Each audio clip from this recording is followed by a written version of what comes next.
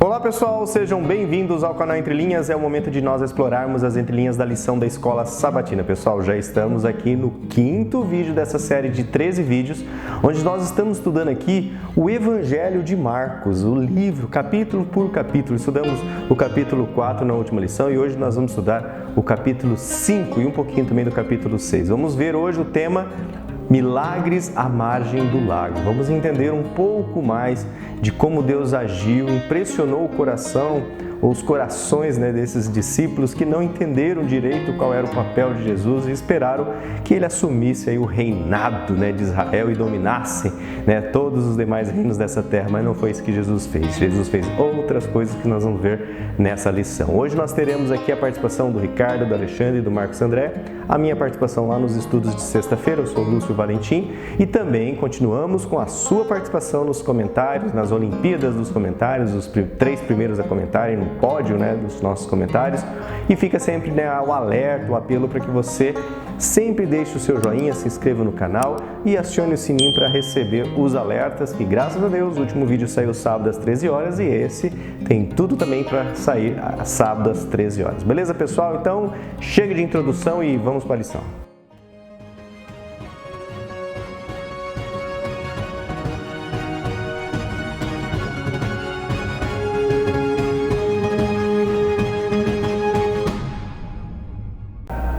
Bom, pessoal, antes de nós entrarmos aqui na lição com o Ricardo, Alexandre, Marcos André, nós vamos ter a sua participação, você que nos ajuda a fazer esse conteúdo também através dos seus comentários aqui no YouTube. Nós temos aqui no pódio dos comentários hoje a Regiane Alves, a Beth Souza e também o Crispim Elcio, os 3 primeiros a comentarem. Vamos conferir aqui os comentários de todo mundo, o que eles dizem para nós. A Regiane Alves diz assim: boa tarde, irmãos do canal Entre Linhas, feliz sábado. Eu sempre admirei a forma que Jesus se comunicava com o seu público, de acordo com os seus conhecimentos. Ou seja, ele sempre partia do conhecido para o desconhecido.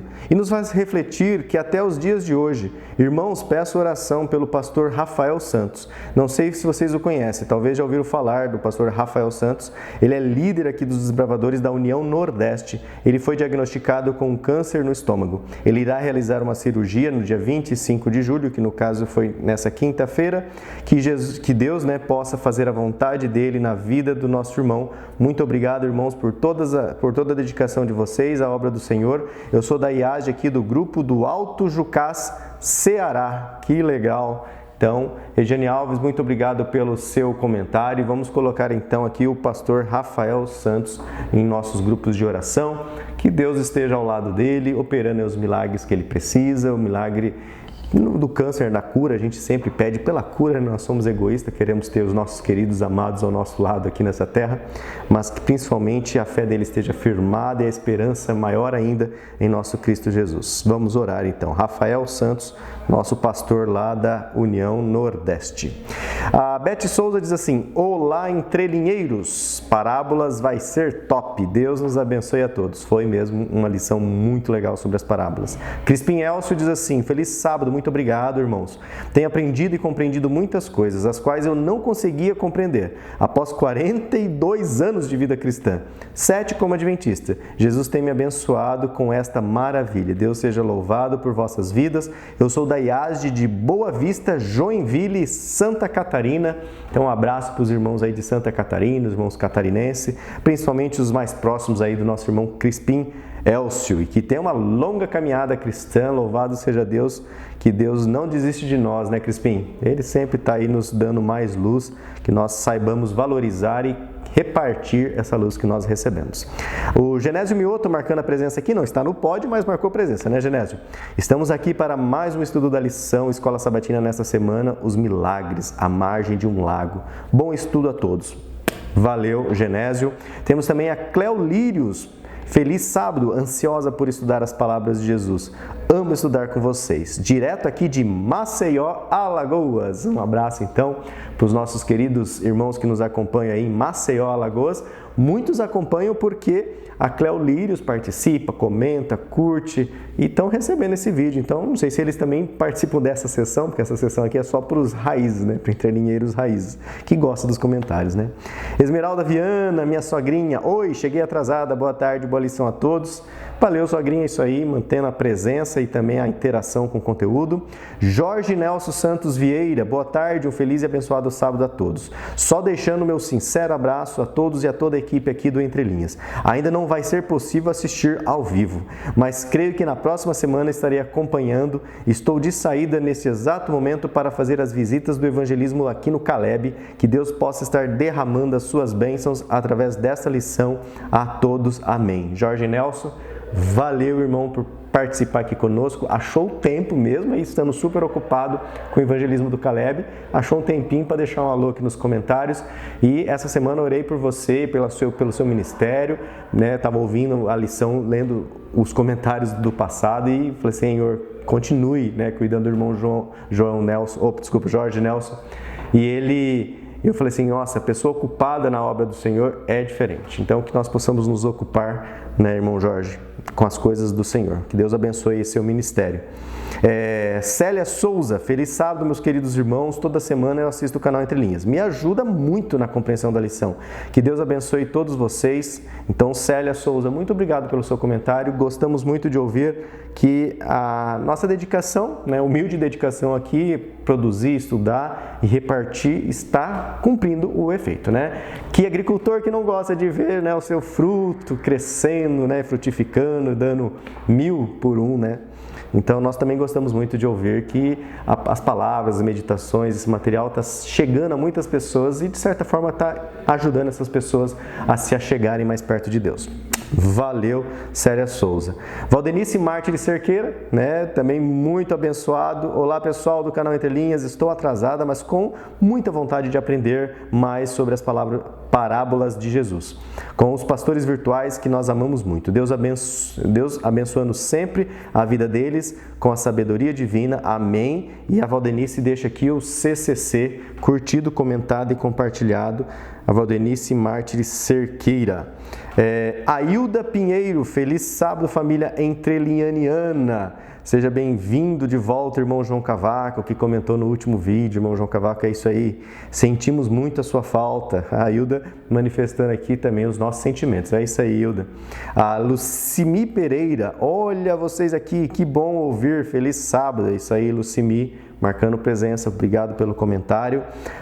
A Kennedy, boa tarde a todos. Feliz sábado. Deixa eu só ver aqui. Isso, a Kennedy. Joivaldo Santos, olá, queridos irmãos, que Deus abençoe a todos em nossas necessidades. Sábado ensolarado aqui em São Paulo. Joivaldo, um abraço aí para os nossos amigos de São Paulo que acompanham ao canal Entre Linhas. Maria Eloide Souza, boa noite, né? Obrigado, Deus, pois estamos todos aqui mais uma semana. Sou Eloide Simões, de Itararé, São Paulo. Um abraço aí para os nossos queridos irmãos queridos que estudam a Palavra de Deus e de Itararé, São Paulo. Próximo aí a nossa irmã Maria Eloide. Juarez Osana. Boa noite, Lúcio, Marcos, Richard, Alexandre. O canal Entre Linhas é uma abençoada ferramenta iluminada por Deus para as classes de professores, para quem queira aprimorar os seus conhecimentos para compartilhar com as suas classes. Lúcio, eu sou aqui Juarez Osana de Salvador, Bahia. Nós da classe dos professores aqui da Igreja Central de Salvador somos muito gratos pelas 2 participações do canal Entre Linhas em nossa classe de professores. Exatamente, aí o Juarez lembrando que Deus continue abençoando cada um individualmente e o ministério também do canal Entre Linhas. Obrigado, Juarez, é isso aí. Nós estamos lembrando da participação. Eu lembro que tinha mais 2 irmãs, mas eu não lembro o nome, eu não consegui, né, lembrar o nome, que também faz parte aí e fez parte, né, também da classe dos professores aí na Central de Salvador. Um abraço para os nossos amigos aí. Maria Rig, marcando presença aqui, boa noite para todos e uma abençoada semana para todos nós. Amém. Canal Lições Fortes da Bíblia, o Jorge e a Carmen, lembrei. Buenas semana, velho. Bom estudo a todos e boa semana para vocês. Dia 25, ou seja, quinta-feira, foi o aniversário do Jorge. Gratidão ao nosso bom Deus. E aí eu deixei lá um abracinho para ele. Parabéns pelo seu aniversário. Deus abençoe sempre. Também a Sandra Bittar, né, lê os comentários e deixou lá. Queridos irmãos, apoie meu canal Reestruturado, me ajude a espalhar o Evangelho eterno para mais pessoas nesse tempo aqui final. Sou o Jorge, a Carmen, de Rolante, Rio Grande do Sul. Rolante, não lembrava a cidade. Jorge e Carmen já estava decorado. Então, pessoal, quem quiser conhecer, confira aqui o comentário do irmão Jorge, ele está lá no canal Lições Fortes, né? Era Lições Fortes da Bíblia, acho que ele trocou aqui, o nickname está só Lições Fortes, beleza? É importante lá, vou ver se eu lembro de deixar o seu link aqui nos comentários. Coloca o link no comentário, Jorge, para as pessoas já conseguirem clicar e ir para o seu canal. Eu coloco daí o seu comentário no topo lá da lista. Edna Patrícia, olá, olha eu aqui de volta. A Edna voltando a comentar. É uma bênção estudar a lição com vocês. Confesso que na lição passada eu não tinha entendido o termo linguístico de sanduíche, mas com a explicação do Ricardo eu entendi como o autor usou uma outra linguagem, mas como já sabia sobre a forma literária do quiasma, ficou mais fácil. Que o Senhor continue abençoando ricamente a vida de cada um de vocês e também os seus. Amém! E também eu peço, Edna, que Deus abençoe a sua vida e a vida de todos que nos ouvem, né? Que nós possamos estar bem pertinhos da palavra de Deus. A Tânia BR também marcando presença. Olha, Tânia, o segundo Lúcio deu um show de prática, sinto aqui quase igual. A gente estava conversando sobre as nossas igrejas, né, Tânia? E Adriana Kuhn, olá querido quarteto de pastores virtuais, foi uma bênção estudar a lição com vocês, como sempre. Semana corrida, cansativa, mas um descanso e momento de paz é ouvir vocês. Deus continue abençoando a todos, meu muito obrigado a todos, abraço carinhoso aqui da Adriana Kuhn, hashtag fui até a pergunta final e oração do Lúcio, e hashtag fica firme e forte, irmão João Cavaco. É isso aí, Adriana, obrigado pelo carinho. Josefa Ascenso, Lúcio, Ricardo, Alexandre e Marcos, gratidão a Deus por vocês existirem e insistirem no projeto. Estudo da lição da Escola Sabatina, como é enriquecedor para mim tudo que eu acompanho, pois consigo nortear a minha responsabilidade de pregar, mesmo que falhando muito em muitos aspectos. Sinto o poder do agir de Deus em mim e servi-lo vigiando os meus próprios atos. Deus continue abençoando o projeto de vocês e a vocês em tudo e por todo o tempo. Abraço e abençoada semana. Josefa Ascenso. Obrigado, Josefa. É bom receber carinho, então valeu pelo seu carinho aqui com o Entre Linhas. Irmão João Cavaco, marcando presença, né, irmão João Cavaco? Comentários sobre as parábolas de Cristo no livro do Evangelho de Marcos, no 4º capítulo que nós estudamos lá sobre as parábolas. E aí ele vem trazendo, né, o resumo dele. Primeira sessão, as parábolas. E aí vou ler aqui o comecinho, depois ele tem a sessão, assim, ele organiza muito bem. O irmão João Cavaco tem o dom da escrita, o dom da palavra escrita, pelo menos, que eu ainda não ouvi ele falar, né? Mas da escrita ele é muito bom. Ele diz assim: no capítulo 2 e 3 de Marcos, abordou-se o aspecto argumentativo ou apologético da vida de Cristo, que representa o ser humano e Deus por ser Deus e homem. Quando perante polêmicas ou contradições que possam irritar ou fazer perder a paciência aos santos, em constante prova que às vezes acontece. Já no capítulo 4 de Marcos, o autor vai enfatizar o ensino de Cristo sobre as parábolas aos seus crentes, abrangendo a avaliação que cada um pode ou deve fazer em relação ao funcionamento, a vantagem e vivência da palavra e do Espírito Santo nas relações humanas e perante também as histórias da vida, conjugado com acontecimentos naturais. Esses critérios para as ações de testemunho ou de vida humana permitem relacionar a palavra de Deus com a vida subjetiva e também coletiva, que estão à disposição de cada um de forma compreensível principalmente em termos da presença e testemunho de Cristo. Pelas parábolas, percebe-se que a vida de cada um tem sempre a componente espiritual da presença de Cristo pelo Espírito Santo, que trabalha a palavra em cada um para todos e eternamente. No fundo, é a forma de compreender o incompreensível pelo que se compreende de antemão e a partir daí se conseguir outros conceitos, principalmente o nível de gestão devida. A parábola permite que se interaja com a palavra associada à vida, possibilitando do conhecido simples e empírico da vida entender o desconhecido. Surge assim o questionar, o prever, o explicar, o melhorar a relação com Deus através das teorias e ações. Como é que essas relações funcionam? São diferentes da vida do dia a dia? Sim e não. Vamos ver como?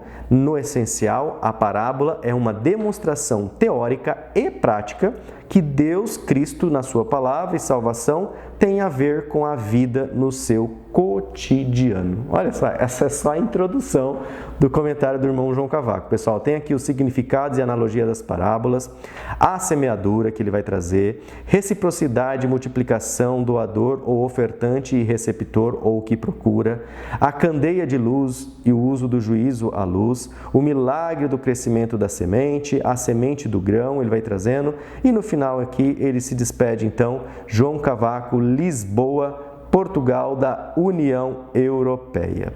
Então, irmão João, valeu! Estávamos com saudade do seu belíssimo comentário aqui. Infelizmente, né, se eu fosse lê-lo na íntegra, seria aqui quase 15 minutos só do comentário do irmão João Cavaco. Então, fica o convite, pessoal. Quem tiver sede, quem tiver fome, vai lá dar uma lida, porque são muito boas as palavras e as reflexões que o irmão João Cavaco traz nos seus comentários. Beleza? Sandra Bittar, também outra que marca a presença aqui nos nossos comentários. Oi meninos e a todos da grande família Entre Linhas. Como já mencionei, estamos visitando a nossa filha e a neta que moram aqui em Califórnia, nos Estados Unidos. E no sábado nós vamos em Bellflower Seventh-day Adventist Church, próxima de Los Angeles. Como em todos as IASDs, fomos muito bem recebidos e convidados para o almoço após o culto. Isso é muito gostoso, né? Visitar os irmãos, independente do país. Quem teve essa experiência sabe que os irmãos nos acolhem muito bem e é bom sentir essa irmandade, né? É o irmão que quer estar no céu, onde também quero estar. Isso é muito gostoso, Sandra. Foi uma bênção que a gente saiba também praticar isso com os nossos amigos que aparecem na nossa igreja, né, povo? A lição, como sempre, muito esclarecedora e também muito aprendizado, muito interessante, pois percebemos que uma das nossas responsabilidades é espalhar a semente e o Espírito Santo completa o trabalho. Outro aspecto é que devemos deixar a luz de Cristo brilhar com nossas ações e ou palavras, e mesmo que sejam pequenas, sementes de mostardas, né, as ações não devemos desprezar e sim disseminar o reino de Deus. O uso de parábolas nos auxiliam a aprofundar, ir além da superfície, nos motiva a refletir sobre o ensinamento. Hashtag aqui da Sandra Bittar, fui até o fim. Deus abençoe a todos, grande abraço. O nosso videozinho, né, de 1h30, 1h20, né, pessoal? Mas a Sandra foi até o fim. Deixa aí o hashtag, pessoal. Cadê os corajosos? Foi até o fim. Tem gente que entra no vídeo e já fecha, mas vale também, né? Deu a view lá pro YouTube e ajuda a promover. Madalena Sabina, obrigada sempre pelos ensinamentos. Madalena Sabina, olha, marcando presença, não sei se é a primeira vez, mas que bom ter o seu comentário. Ilza Viana, ei, Ilza, voltou a família Entre Linhas, que bom que você está aqui marcando presença todos os sábados. Sim, voltei, aqui é meu lugar. Ó, cantando hino ainda, né? E a Ilza deixa o CCC curtido, comentado e compartilhado. Obrigado, Ilza, a gente tem um carinho muito especial por você. A Ilza nos ajudou aí num período que a gente precisava de ajuda e ela estava lá fazendo capitulação, ela ligava, eu já conversei com a Ilza. É muito legal ter esse contato com os nossos irmãos. E o último comentário é da Diana Rodrigues. Boa tarde a todos. Então, valeu, Diana, também pelo seu comentário. Valeu a todos que às vezes comentam, mas eu não consigo ler o comentário aqui na hora de gravar. Que bom que você comentou. Mas vamos ao que interessa, né, pessoal? Lembrando que nossos vídeos são capitulados, então você pode, né, assistir a sessão que você tem maior ou melhor disponibilidade no momento. Vamos então agora entrar no estudo aqui de sábado, domingo, segunda, terça, quarta, quinta e sexta. Vamos começar com o Ricardo. Mas antes, né, vamos nos dirigir aqui a Deus através de uma palavra de oração, clamando que o Espírito Santo, neste momento, trabalhe em cada um, nos emissores e também nos receptores da Sagrada Palavra. Oremos?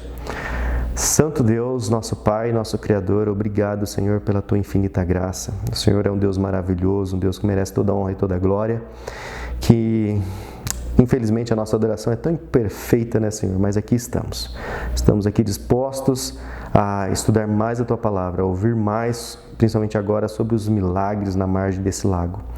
Use mais uma vez aqui o Ricardo, o Alexandre, o Marcos, a mim, use também a cada ouvinte e continue transformando as nossas vidas, Senhor. A Tua Palavra, ela é transformadora, ela penetra em nossas mentes, ela nos ajuda a refletir e, se nós permitirmos, o Espírito Santo faz trabalhos incríveis em nós. Então, que nós possamos experimentar isto nesse momento, que aprendamos cada vez mais de Ti. Em nome de Jesus nós oramos. Amém.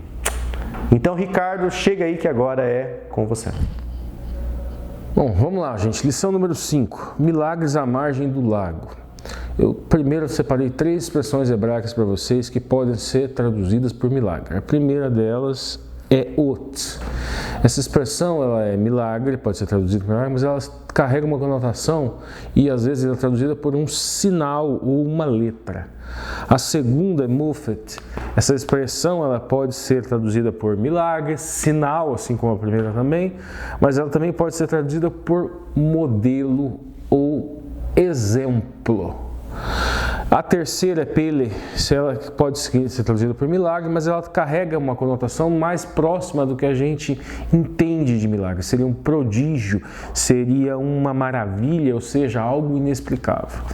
E no verso áureo, o contexto do verso áureo é logo após um desses milagres. Diz o seguinte: Jesus, porém, não o permitiu, ao contrário, ordenou-lhe: vá para a sua casa, para os seus parentes e conte-lhes tudo o que o Senhor fez por você e como teve compaixão de você. Marcos 5,19. Qual que é o contexto aqui, gente? Foi logo após o milagre do endemoniado, que é muito conhecido esse milagre, daquela legião de demônios que foram retirados daquele homem e eles foram ali nos porcos e se atiraram ao mar quando viram a imagem de Jesus, quando viram quem era, quem estaria ali. Para nós, gente, que acreditamos, obviamente, na natureza divina do Mashiach, do Messias, esse evento é muito marcante, até porque, veja bem, muito provavelmente esses demônios, esses anjos caídos, dentro daquele contexto do que fala ali no Patriarcas e Profetas, uma terça parte desses anjos caídos, para quem defende a doutrina de que Jesus teve uma vida pré-encarnada no céu, antes até da criação do mundo, teve uma participação na criação do mundo, muito provavelmente esses anjos, nesse contexto, se encaixaria como anjos que até conviveram com ele, com o Messias nessa figura pré-encarnada, antes de se esvaziar e se fazer carne e vir habitar entre nós. Nós temos ali no sábado, gente, o autor da lição, ele vai falar justamente do ministério de Jesus, do seu sermão concentrado ali no mar da Galileia, um lago de aproximadamente 21 quilômetros, isso na ponta da linha, né, a gente seguindo na ponta da linha, 21 quilômetros de comprimento e 13 quilômetros de largura. Era o maior corpo d'água da região e centro da vida daquelas pessoas que viviam ali, ou seja, eles pescavam ali, o comércio também, o movimento do comércio era por ali. Marcos 4 termina com Jesus e os discípulos atravessando o mar da Galileia. Teria surgido uma tempestade, inclusive vai ser está muito mais marcado isso na lição de domingo. Uma cena semelhante, Jesus andou sobre as águas em direção aos discípulos que estavam sobre o barco. Entre as cenas na água, há vários milagres que Jesus foram feitos em terra, na sua primeira atividade missionária. Essas histórias são os assuntos e o estudo dessa semana.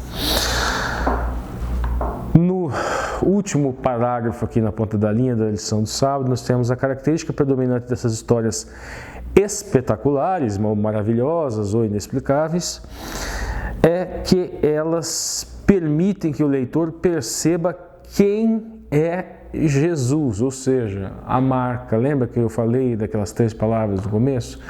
Que ot, milagre, também pode ser uma marca. Por quê, gente? Esses milagres também marcam, são características que são encontradas lá no Velho Testamento do Messias. Por isso uma marca, um sinal. Muffet, que eu falei para vocês, que pode ser marca, sinal, milagre, mas também pode ser exemplo. Justamente na história de segunda-feira, gente, nós vemos que ele pergunta para os discípulos: por acaso vocês não teriam fé? E quando ele fala para o vento se acalmar, para o mar se acalmar, ou seja, ali o milagre servindo de modelo.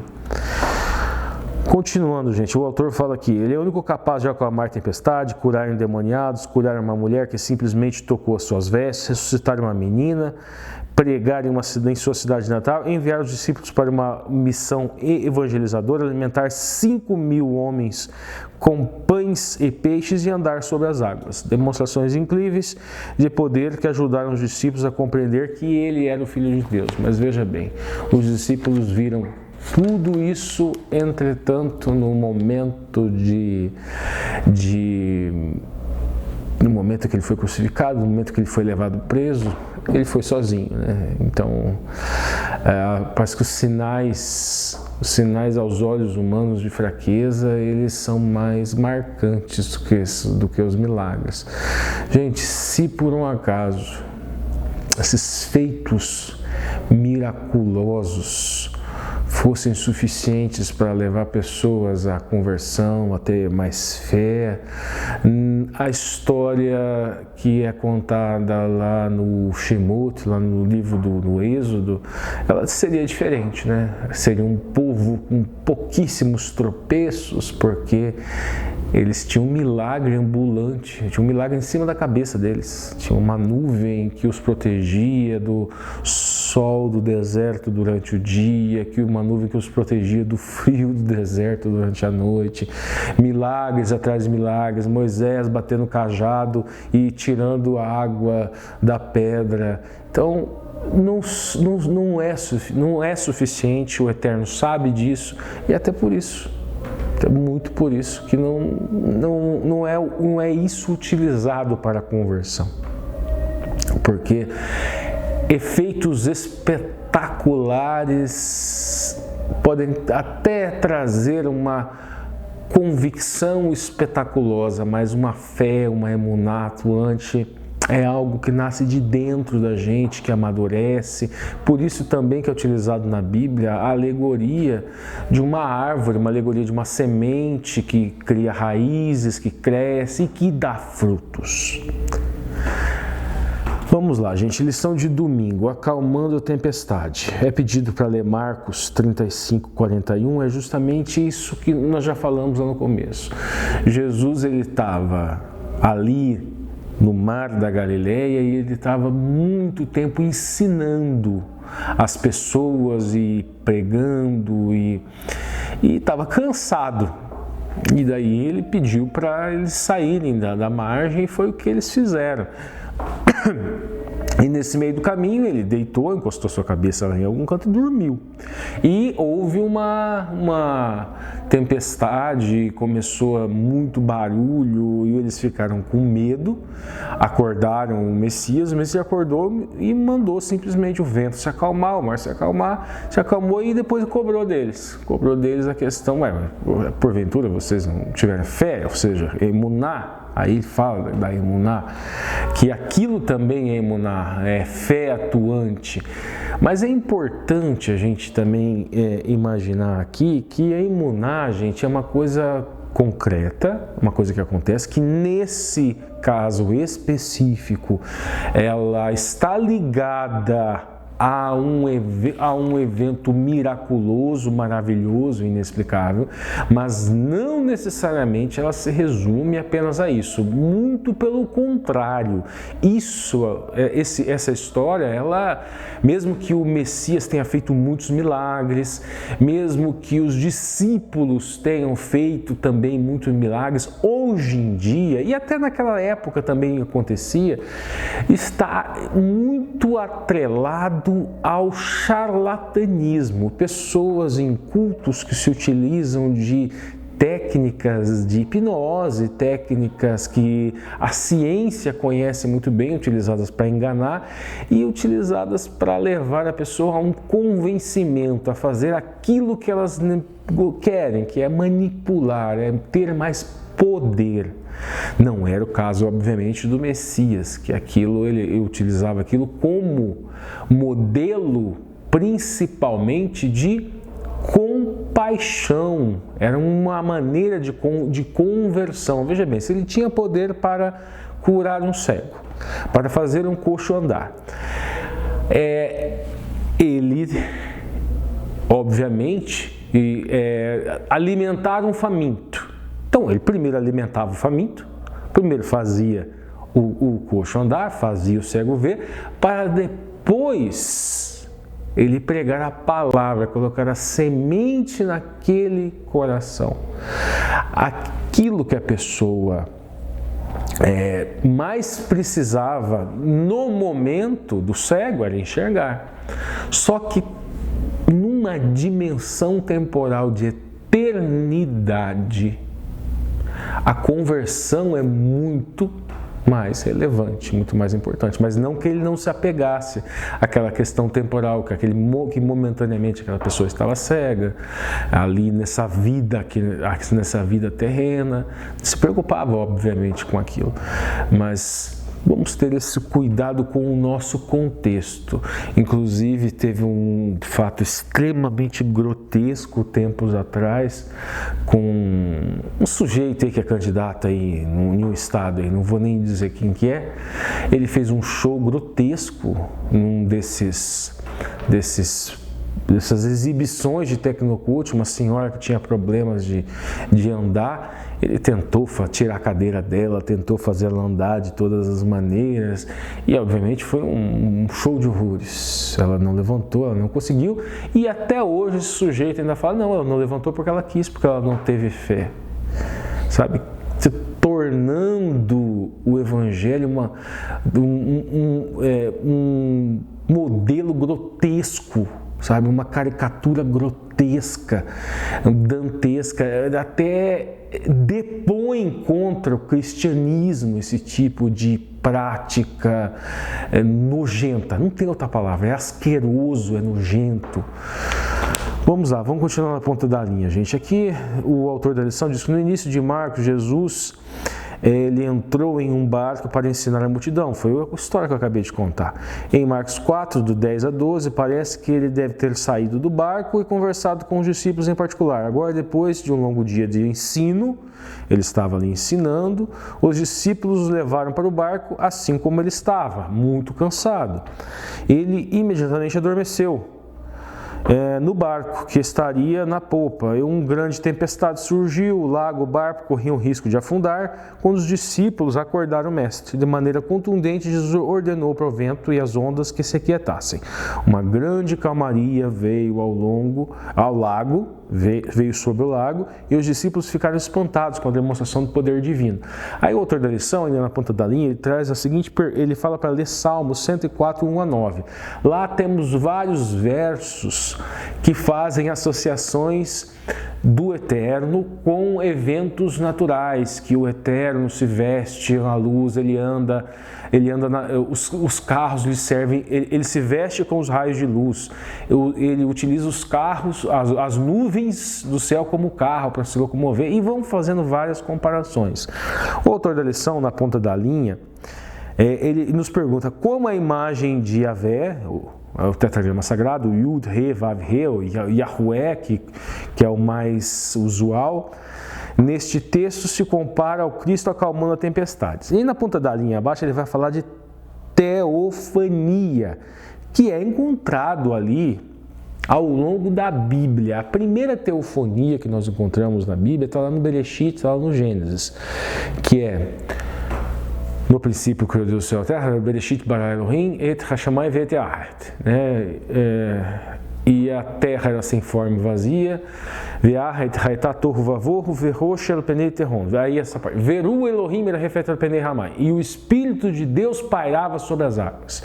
Teofonia é isso, são eventos naturais que servem para apresentar o Altíssimo, apresentar o deserto. Um outro exemplo é a sarça ardente. Esse eu acho que é o mais fácil de entender o que é teofonia. Moisés, ele vê aquela sarça incandescente e a sarça ela não consome. Aquilo lá é uma teofonia, uma apresentação, uma maneira de o Eterno se manifestar utilizando da natureza.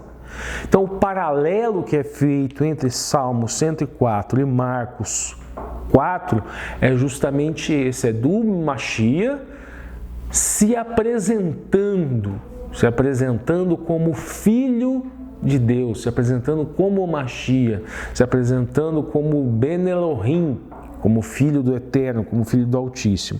Aí o autor da lição vai estar na ponta da linha, traz 5 características comuns nesses eventos de teofania. Teofania, que diz o seguinte: o primeiro, demonstração do poder divino. O segundo, seria o medo ou temor humano.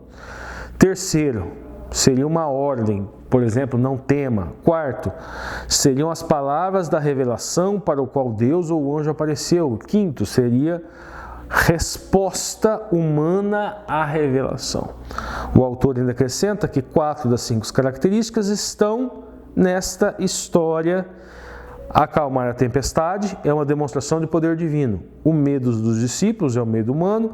A pergunta, por que vocês estão com tanto medo?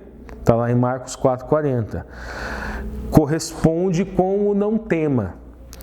A pergunta dos discípulos, quem é este? Daí fala em Marcos 4,41, e é a resposta humana. O que está ausente são as palavras da revelação. Esse detalhe que falta se encaixa no tema do segredo da revelação que percorre todo o livro de Marcos, no qual a verdade sobre Jesus será revelada. A pergunta dos discípulos: quem é este que até o vento e o mar lhe obedecem? Leva o leitor a preencher as respostas para a palavra que falta. Ele é o Filho de Deus. Ele é o próprio Adonai, é o próprio Senhor, é o próprio Eterno. É o Verbo que se fez carne e habitou entre nós. Agora é a vez do Alexandre. Olá, pessoal do canal Entre Linhas. Lição de número 5, e é uma alegria para mim estar aqui para mais um estudo de lição da Escola Sabatina. Lição que tem por título Milagres à Margem do Lago. A gente conhece por Mar da Galileia, né? Mas na verdade é um lago. Vocês já estudaram a lição de sábado e domingo com o Ricardo, já viram Jesus acalmando a tempestade. E agora a gente vai seguir para a lição de segunda-feira, que tem por título Ouvindo um sussurro acima de um grito. Achei muito legal esse título, é um título que é uma brincadeira poética do autor da lição aqui. E trata-se de uma história muito conhecida nossa, que é a história do chamado endemoniado de Gadara ou Gadareno. Vamos entender a história aqui. Jesus e os discípulos atravessam o Mar da Galileia de barquinho. Quando eles chegam do outro lado, eles são recebidos por uma cena assustadora.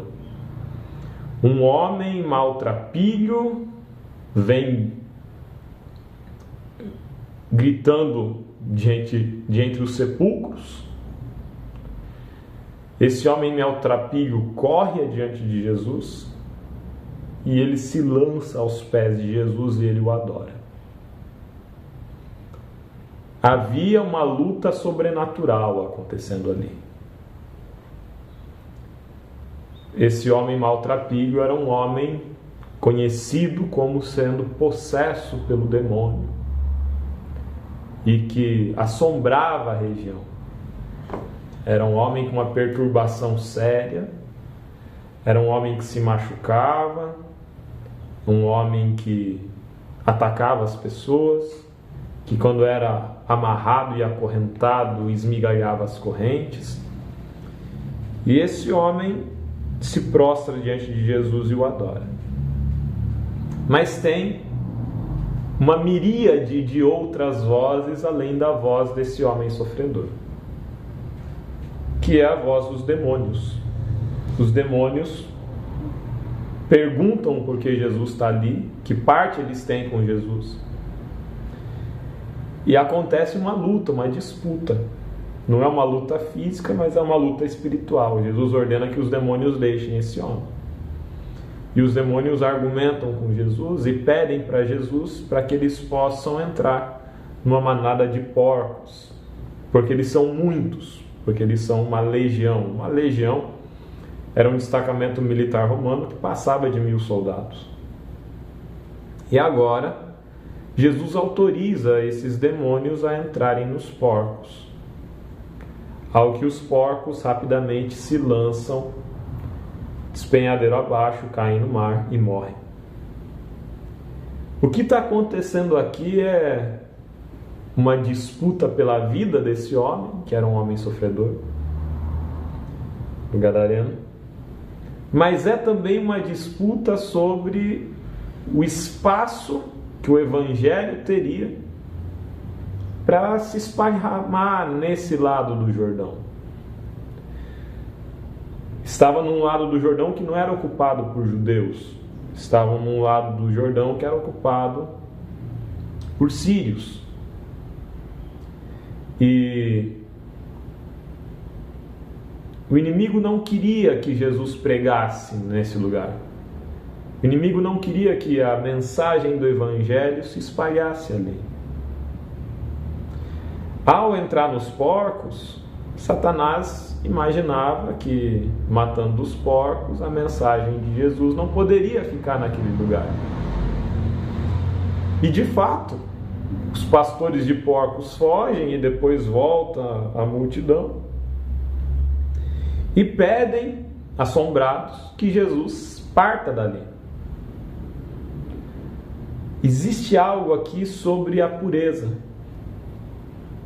Os porcos eram um símbolo de impureza para os judeus. O sangue era um símbolo de impureza para os judeus. Os sepulcros, os túmulos, eram um símbolo de impureza para os judeus.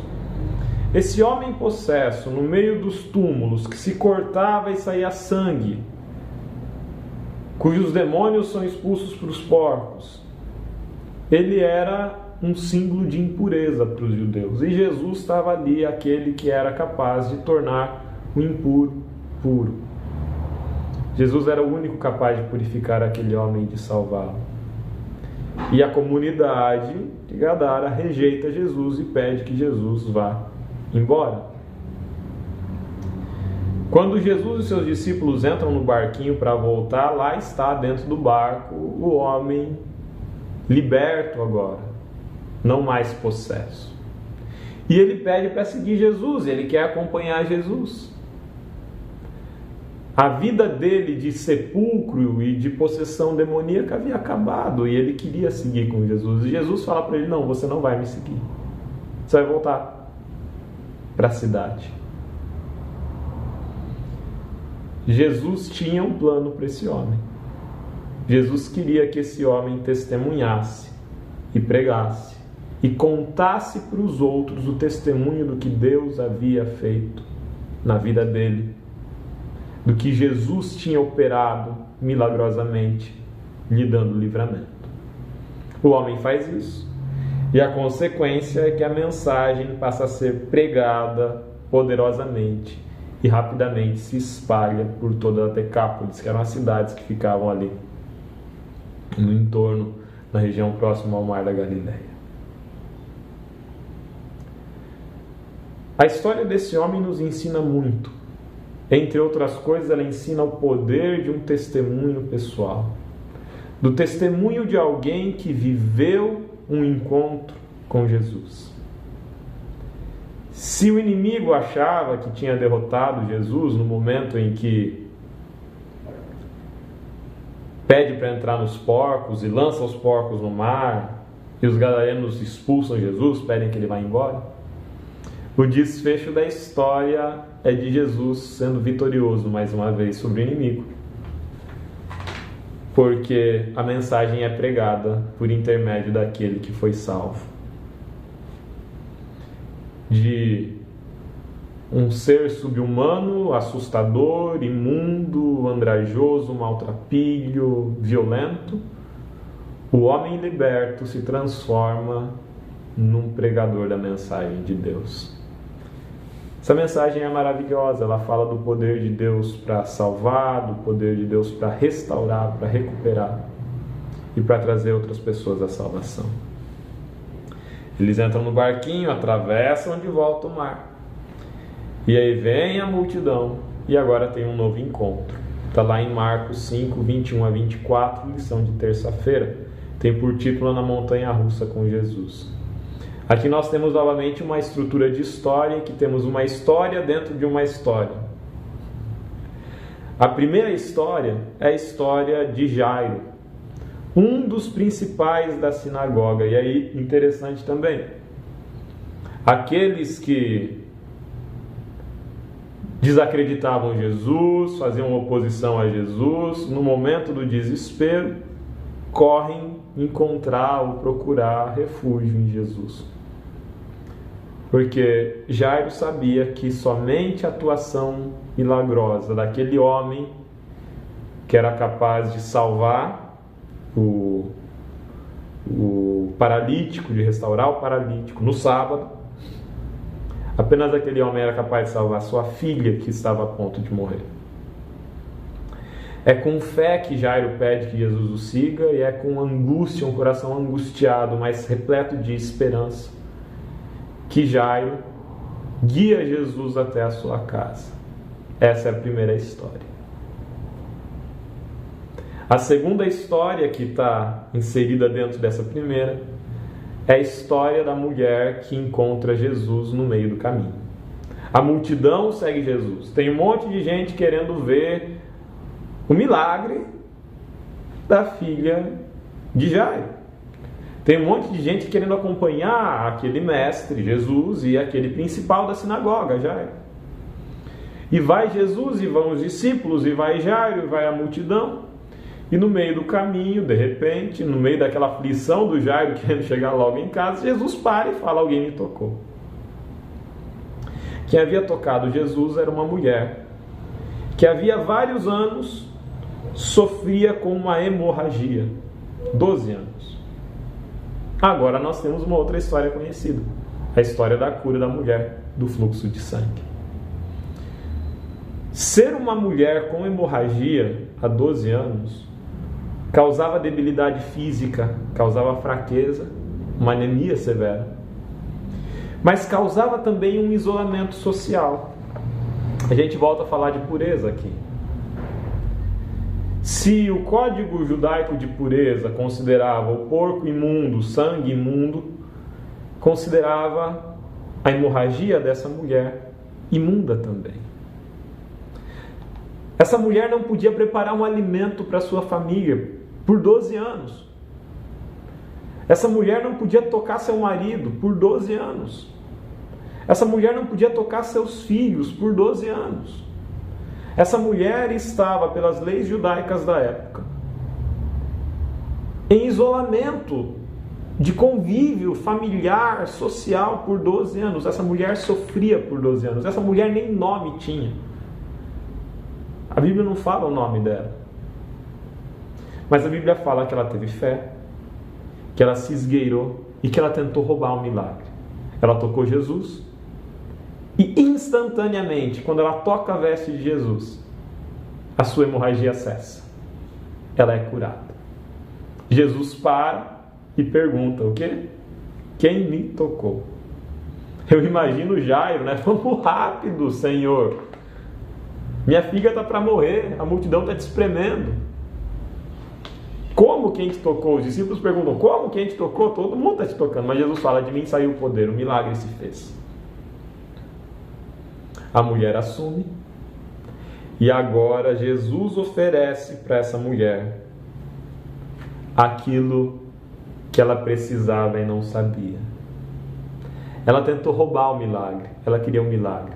Jesus oferece para ela o perdão, o acolhimento, a salvação, o testemunho. Jesus dá de graça um milagre para ela, um milagre muito maior do que o que ela esperava. Jesus restaura a vida dessa mulher, a autoestima dessa mulher. Segue a história e a gente chega agora na casa de Jairo.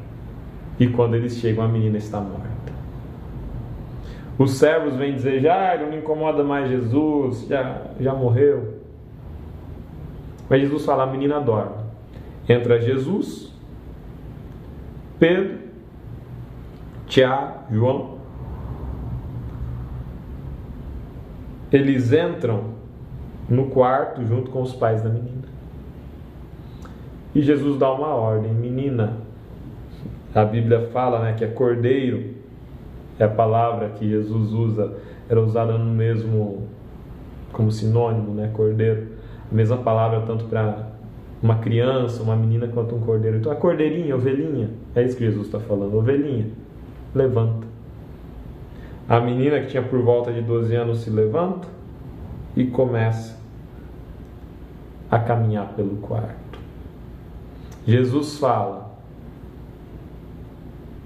um milagre se fez. Mas Jesus também fala: façam silêncio, não comentem.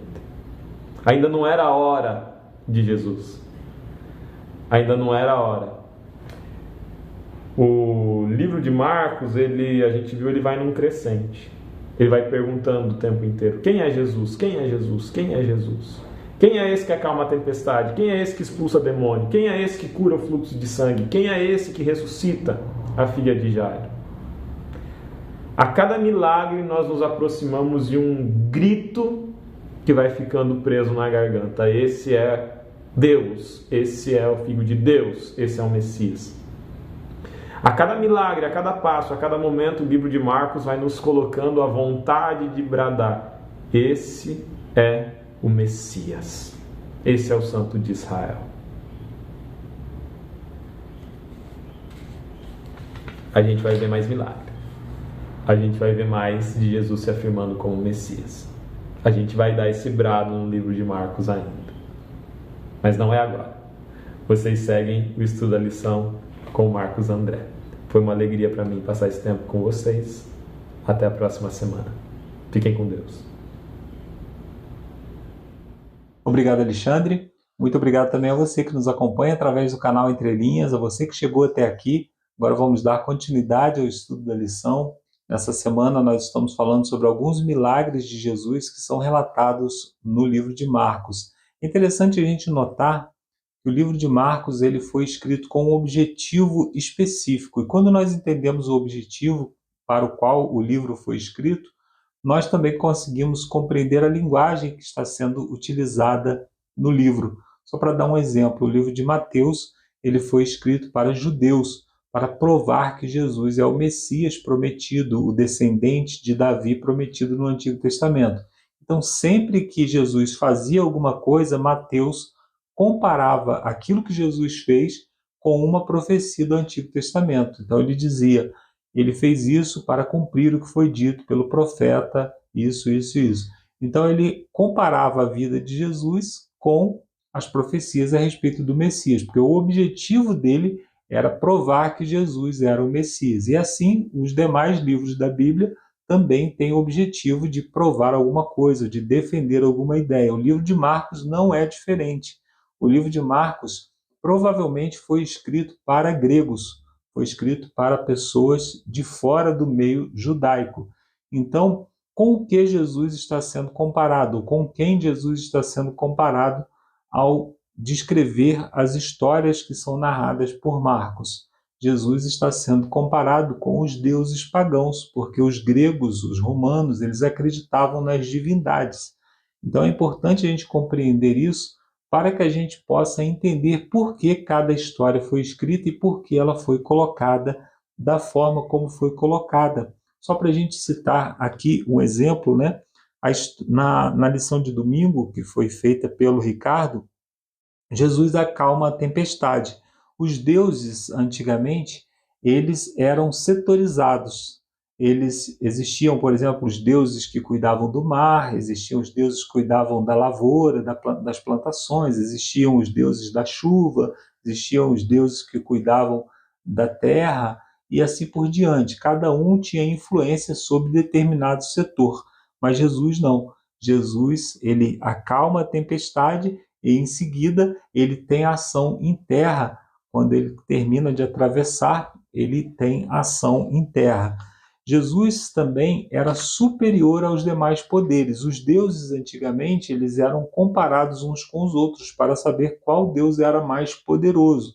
Então, se você tinha uma nação que derrotava outra nação numa guerra, você tinha um Deus que era mais poderoso do que eles, porque as guerras não eram entre nações, mas entre deuses. Jesus, quando ele chega ao outro lado e ele se encontra com o gadareno, os próprios demônios se submetem a Jesus. E Jesus estava fora do seu território de atuação. Jesus era um Deus, por assim dizer, dos romanos, ou dos judeus, mas ele estava fora do seu território e o seu poder continuava agindo. Então ele agiu no mar, agiu na terra e agiu fora do seu território.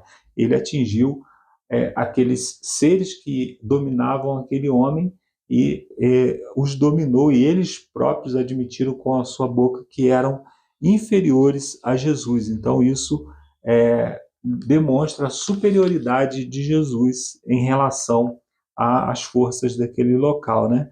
Aí na parte de terça-feira conta duas histórias: a história da mulher enferma e a história de Jairo, né? Primeiro Jairo aborda, depois entra a tal história em formato sanduíche, né? Ela entra a história da mulher com fluxo de sangue no meio e depois volta para a filha de Jairo novamente. Então os deuses no passado, eles privilegiavam algumas classes. Existiam os deuses que poderiam ser acessados por algumas classes e outras classes não poderiam ser acessadas.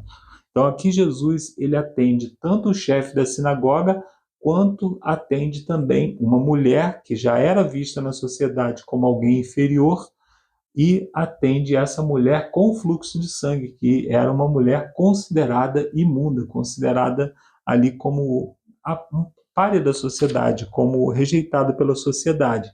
E aí então nós chegamos à parte de quarta-feira. A parte de quarta-feira trata da história de Jesus em sua própria casa, ou em seu próprio território, em Nazaré. E o título da lição de quarta-feira é Rejeição e Aceitação. Então Jesus chega em Nazaré e os moradores da cidade rejeitam Jesus porque ele lhes era familiar. Eles disseram, mas não é esse que andava aqui entre nós, era filho do carpinteiro, os seus irmãos estão aqui entre nós, as suas irmãs estão aqui entre nós.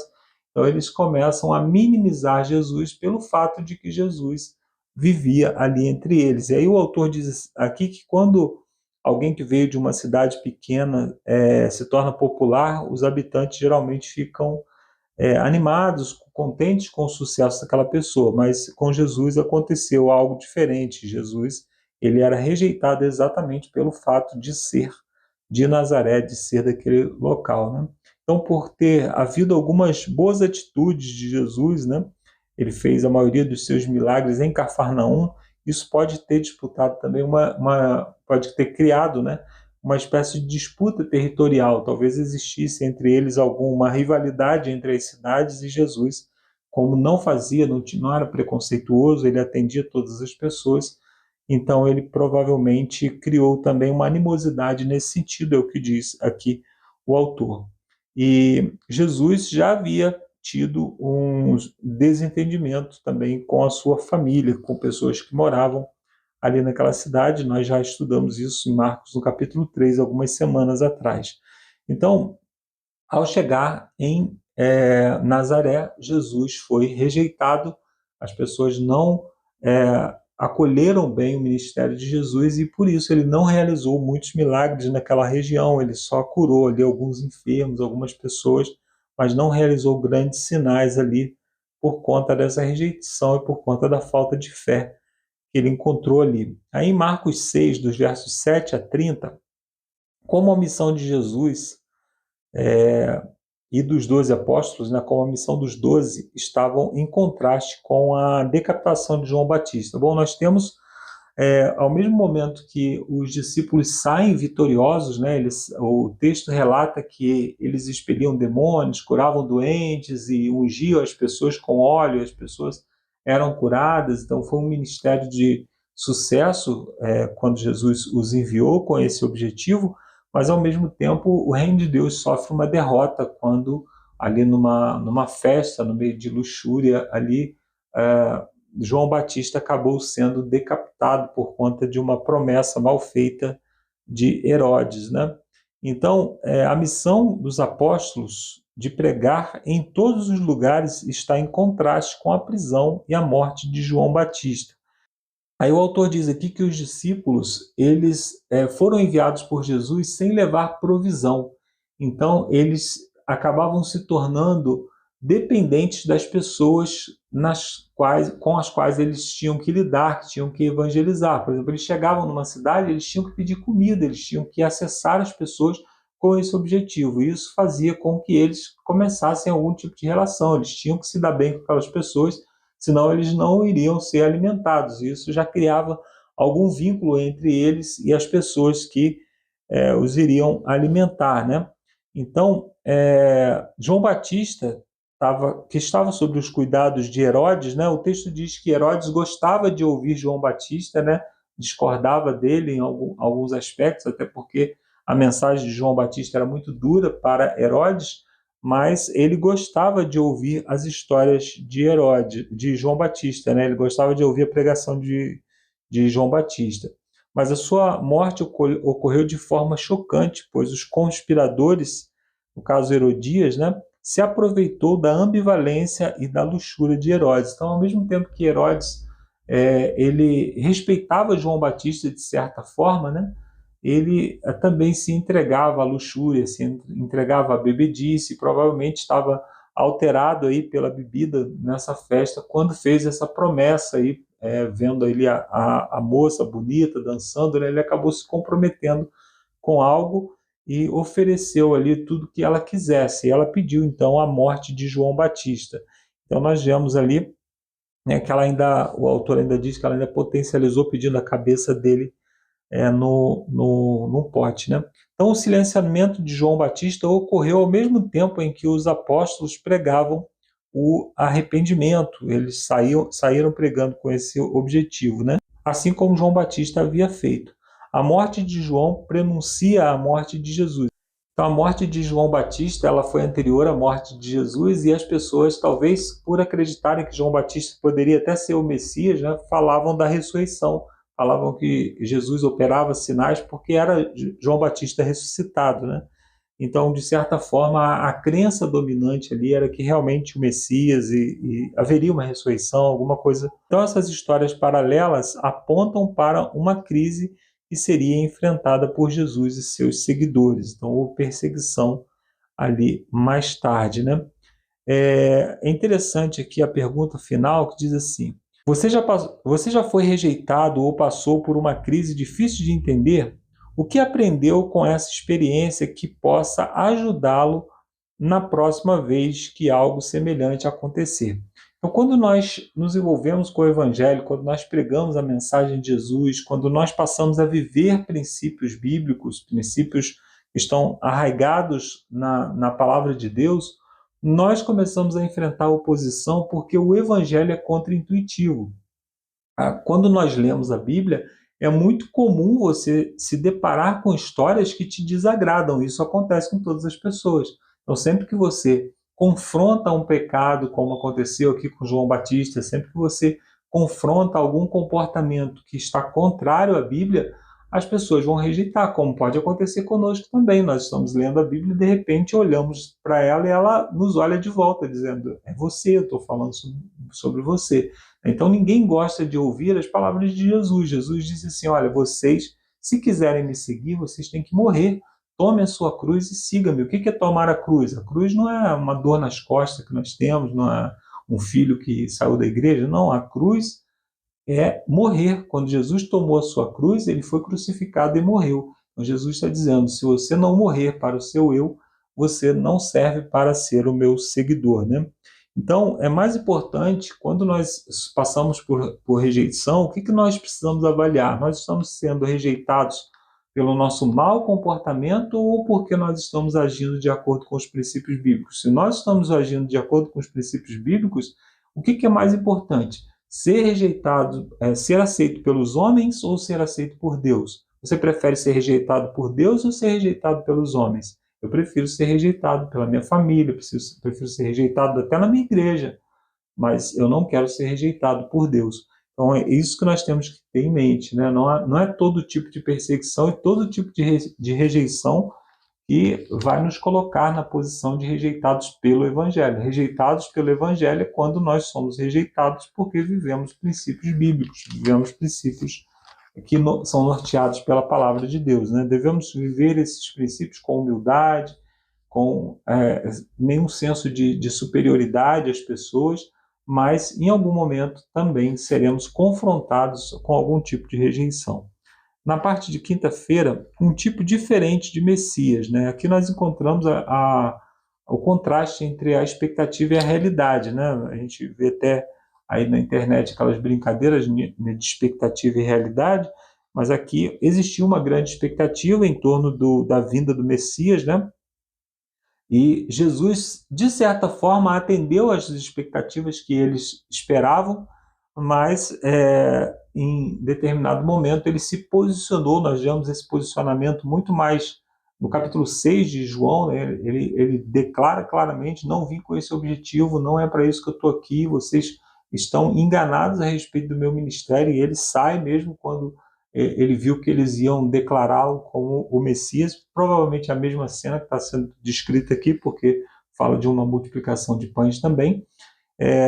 Mas então aqui no livro de Marcos não detalha a história, mas nós podemos ver também que as pessoas estavam se aglomerando ao lado de Jesus, buscando uma liderança, né? O próprio Jesus começou a instruí-las porque viu que elas eram ovelhas sem pastor. Então, depois que os discípulos retornaram da sua missão, foram para um lugar descansar, foram para um lugar afastado, né? Afastado das multidões ali, mas as pessoas foram até lá, também encontraram com eles, né?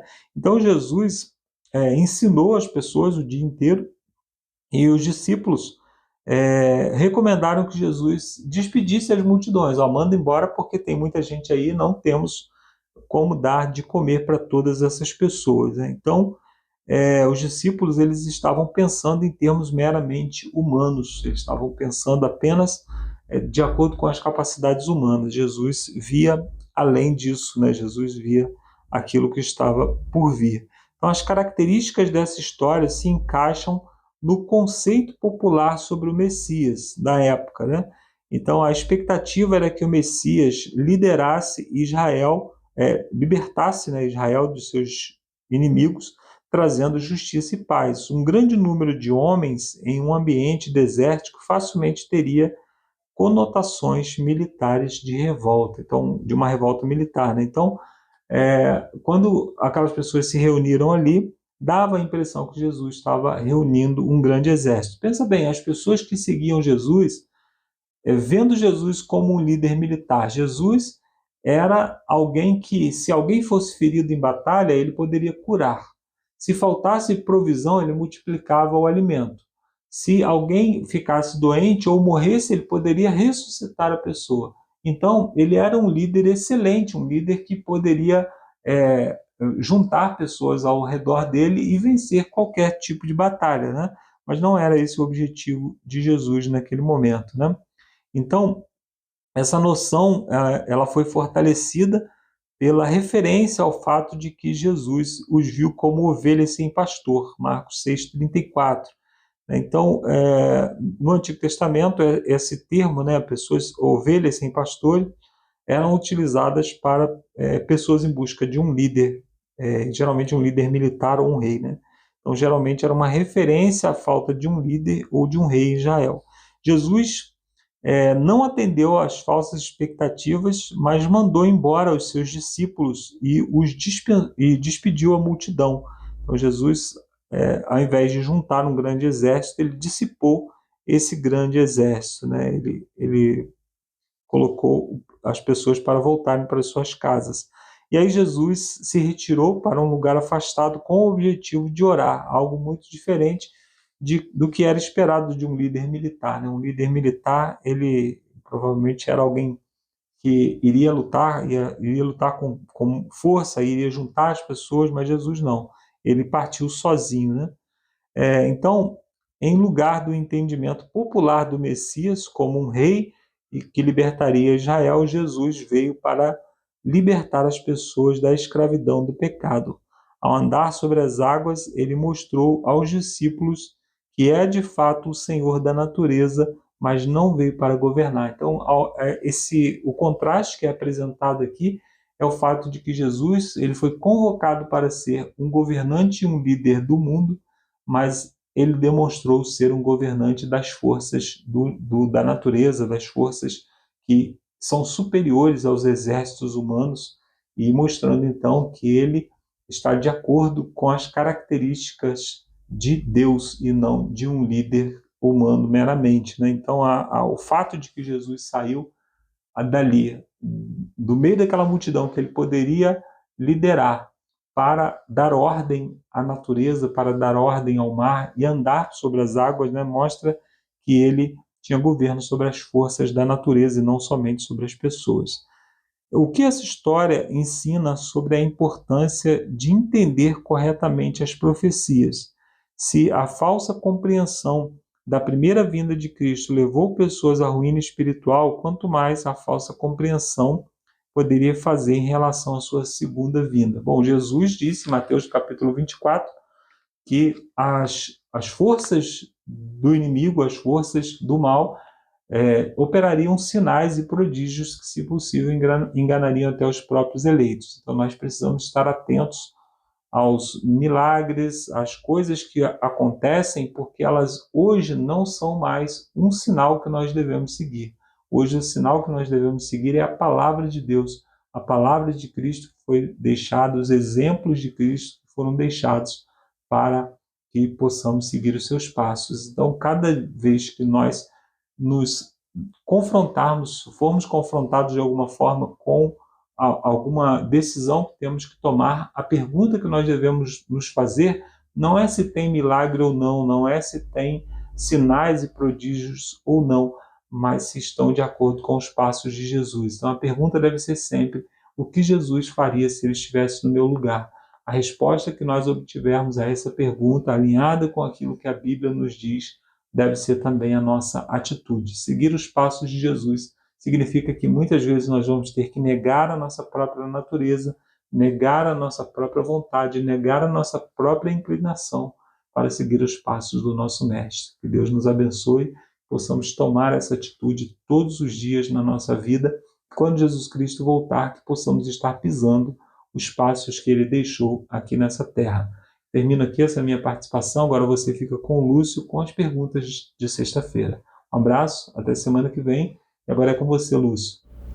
Valeu, Marcos, valeu, Alexandre, valeu, Ricardo, quarteto aqui firme e forte, valeu a você, hashtag fui até as perguntas do Lúcio, hashtag fui até o fim, deixa no comentário aí, pessoal, né, pra gente interagir legal com esse conteúdo. Eu vou trazer então agora aqui as perguntas para consideração, que estão no nosso manualzinho aqui, né, quem não tem é só procurar uma igreja adventista próxima de você, eles vão saber te indicar o local. E diz assim a primeira pergunta: se alguém lhe perguntasse, e é bem pessoal, hein? Se alguém lhe perguntasse do que Jesus o libertou, o que você responderia? E aí, pessoal, do que Jesus libertou você? Eu posso compartilhar com vocês, apesar que eu estava pensando na preparação, falei assim, apesar que é um horário nobre, tem crianças assistindo, né? Mas assim, Deus me libertou de muitas coisas, sabe? E eu vou contar só um caso interessante. A gente foi num casamento num domingo desses, foi num lugar assim mais afastado, né? Numa associação, um campo bonito, era um casamento, uma área aberta. E quando nós chegamos lá, um vizinho, pessoal, estava tocando umas músicas. Mas, pessoal, pensa na letra da música. Mas era assim... não dá para falar para vocês, entendeu? Porque tem crianças assistindo, tem pessoas, acho que nossos ouvidos não merecem, né, ouvir isso. Mas tenta imaginar aí na sua imaginação. E foi interessante que eu estava lá com o pessoal preparando, né, a gente fazia parte da técnica, e aí eu falei assim, olha do que Jesus nos libertou, sabe? E porque é muito assim legal você entender que Deus vai te libertando de tantas coisas, né, do mundo, vai te desprendendo, né, de certas coisas. Não que a gente é santo, está pronto para ser trasladado, né? A gente tem muita coisa ainda para melhorar. Mas Deus nos libertou de tantas coisas, irmãos, sabe? Que você pode colocar a mão no coração e falar assim, olha, não tem uma coisa nesse mundo que me prende aqui, que eu acho, nossa, o máximo, né? Talvez tenha algumas circunstâncias, talvez tenha algumas responsabilidades que ainda nos prendem, mas é muito satisfatório sentir que ao tomar a decisão ao lado de Deus, independente da caminhada, se você tem 42 anos de caminhada, né, que nem nosso irmão, eu já estou com 22 anos de adventismo, mas eu era católico antigamente, né, um católico praticante até, era catequista, me crismei, fiz tudo lá, os rituaizinhos certinho, né? Então assim, mas mesmo assim Deus vai te libertando de muitas coisas, né? A palavra de Deus ela é muito poderosa. Se você deixar ela agir, você seguir ela, você vai se desprendendo de muitas coisas. Eu tenho umas coisas, uns preguinhos aqui que eu preciso me livrar ainda, acho que, não sei se você tem, né? Mas ao olhar para trás, eu vejo que Deus já me libertou de muitas coisas, né? Tem muitos amigos meus mais próximos que sabem do que eu estou falando, né? Mas vamos lá, pessoal. 2. Por que Deus às vezes permite que pessoas boas, como João Batista, sofram injustiça? E isso é difícil o pessoal entender hoje, né? Que consolo ou esperança encontramos apesar dessas realidades difíceis, sabe? E é um cenário difícil, que você não vê ninguém pregando por aí, né? Que alguém foi lá e pregou a palavra de Deus, pregou o batismo do arrependimento e o fim dele foi numa masmorra lá, num porão, praticamente, não masmorra, um porão, né? E, né, por causa de um ego, por causa de coisas idiotas desse mundo, a cabeça foi cortada e oferecida numa bandeja. E aí, esse é o que foi anunciador, né, o arauto, né, de Jesus que precedeu. E aí, olha o triste fim. E aí vem a pergunta, né, por que Deus às vezes permite que as pessoas tão boas como João Batista sofram?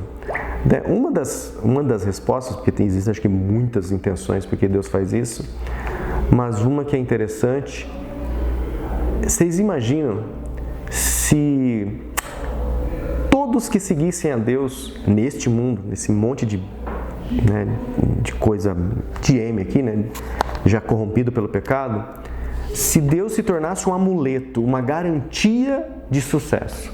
Claro que Deus te dá muita coisa boa, mas ao mesmo tempo você está no meio da lama e respinga lama para você, acontecem coisas ruins e às vezes Deus até, né, na sua onipotência permite, né?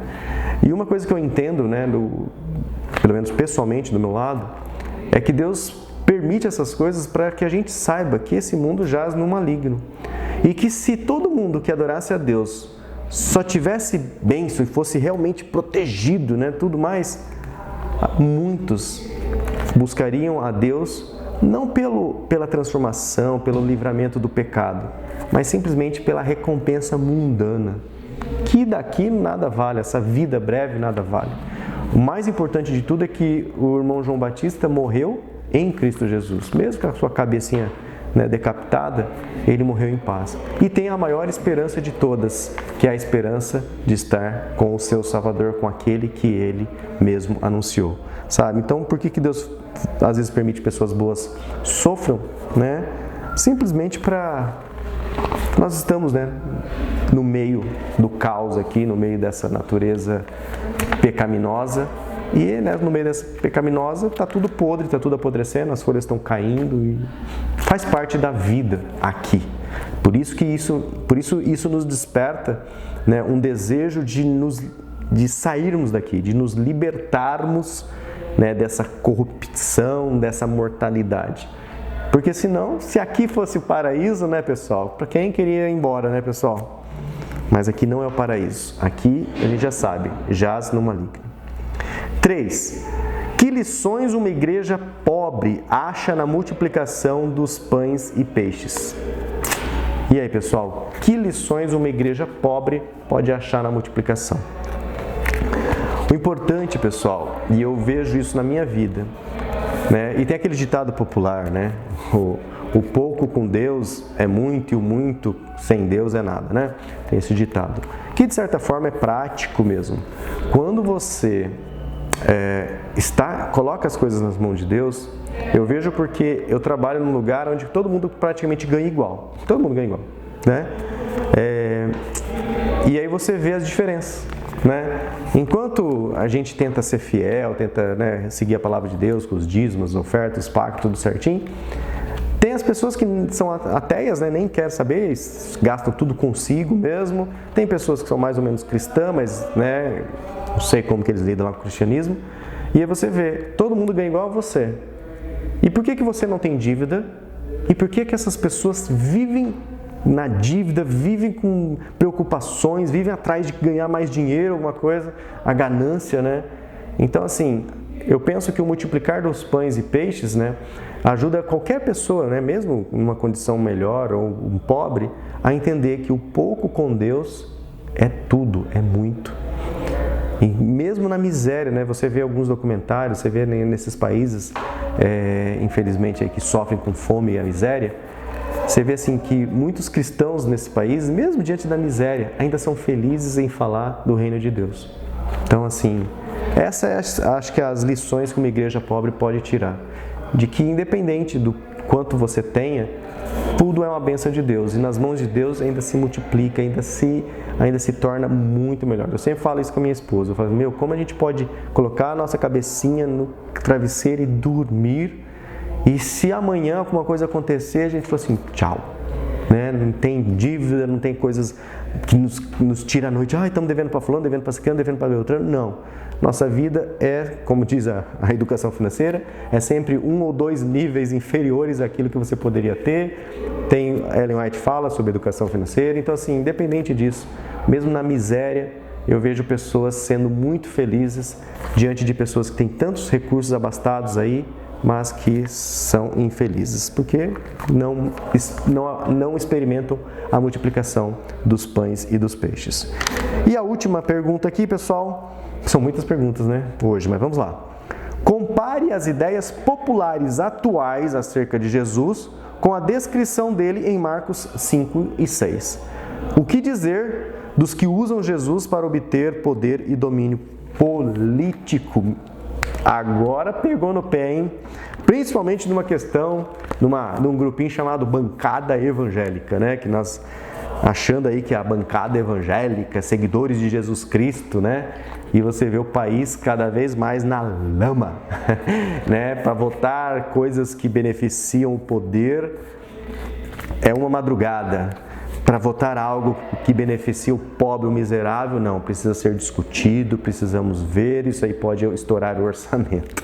Então, né, o poder corrompe, o poder é podre, né? E aí você vê, compara as ideias populares atuais acerca de Cristo com Jesus Cristo descrito em Marcos, que nós estudamos aí com o Alexandre, com o Marcos André e também com o Ricardo.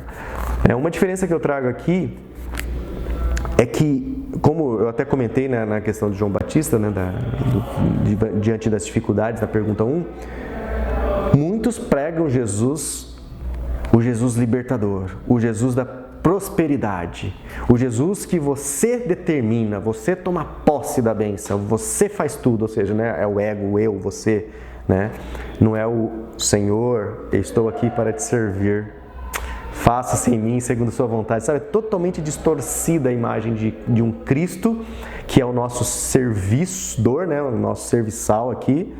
E a Bíblia, né, sempre falando que Jesus é um rei. E muitas vezes coloca até Jesus que foi o que o povo judeu da época queria que Jesus tornasse-se um rei, né? E livrasse eles aí das garras dos romanos. Mas Jesus falou assim, não vim aqui para libertá-lo dessas amarras políticas, eu vim te libertar das amarras do pecado, porque são as amarras do pecado é que vão impedir vocês de acessarem o céu pela minha graça e pela misericórdia. E hoje as pessoas infelizmente não pregam mais o arrependimento, não pregam mais aquele batismo do Espírito Santo. Hoje o Jesus Cristo é o Jesus pop, é o Jesus da alegria, é o Jesus do show, o Jesus das luzes.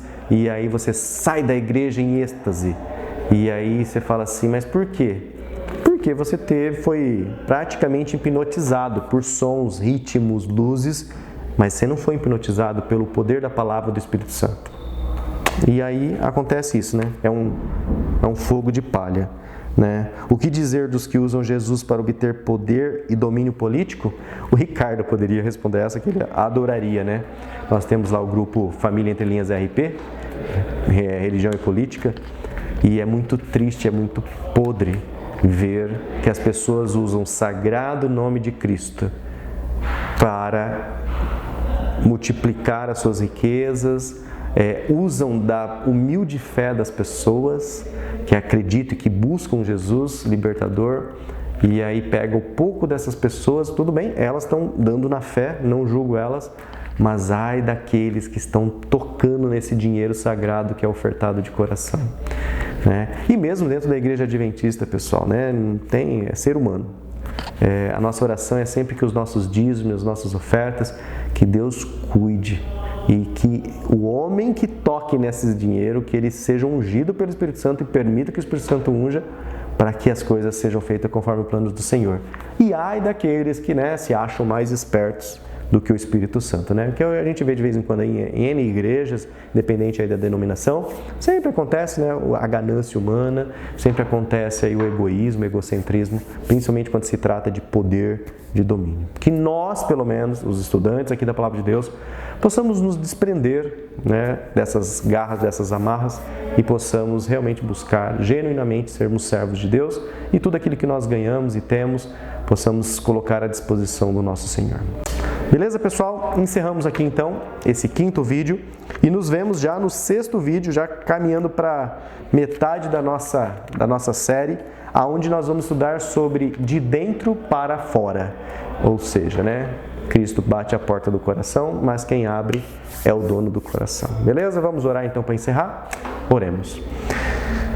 Santo Deus, obrigado, Senhor, pelas belas reflexões trazidas aqui nesse vídeo, nesse conteúdo. Obrigado pelas palavras de Cristo registradas na Tua Bíblia e que possamos ter acesso ainda hoje, Pai. Que essas palavras sejam memorizadas, gravadas, multiplicadas e que nos momentos mais difíceis de nossas vidas saibamos que temos um Deus atencioso ao nosso lado, às nossas necessidades, disposto a fazer os milagres que forem necessários, mas principalmente o maior milagre que já foi feito nos nossos corações, que foi a revelação da Tua Palavra e a conversão diariamente que acontecem conosco, Senhor. Muito obrigado, abençoe a cada ouvinte, que essas palavras sejam multiplicadas, que esse vídeo possa alcançar o maior número possível de pessoas que estão sedentas de aprender sobre Ti. Em nome de Jesus nós oramos. Amém. Então, pessoal, até o 6º vídeo, se Deus quiser. Tchau, tchau. Fiquem com Deus.